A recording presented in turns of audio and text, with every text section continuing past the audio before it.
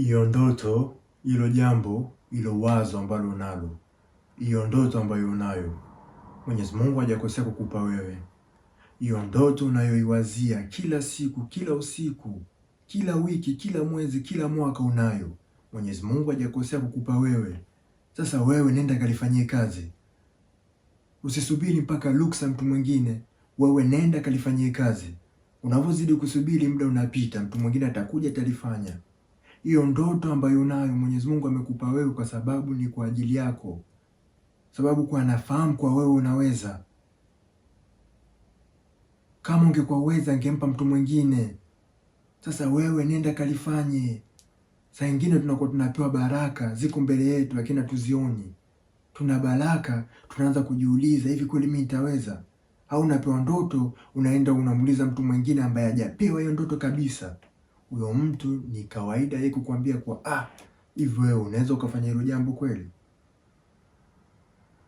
Ndoto ya kwako wewe unaenda kuwaulizia watu wengine ni kawaida, lazima washangae. Na saa nyingine unaweza tukamuuliza mtu ambaye yupo kwenye familia yako, na baada ya kukwambia kwa wewe uwezi, kwa sababu yeye huyo mtu hajawahi kuona mtu yote ambaye amefanya jambo kama hilo. Anaweza akawata mama yako, baba yako, akakwambia hapana, wewe hutoweza hilo jambo, kwa ajili yeye hajawahi kuona kitu kama hicho. Sasa kama una ndoto ni ya kwako, ifanyie kazi. Mwenyezi Mungu hajakosea kukuonyesha wewe. Mwenyezi Mungu anafahamu. Kama ndoto ni ya kwako, kalifanyie jambo hilo. Unasubiri ruksa kwa ajili gani? Ndoto ushapewa ni wewe mwenyewe. Nakuta mtu ana kitu, anajiuliza, hivi nitaanzaje? Yaani na hili bonge la ndoto kila siku nao, lakini nitaanzaje?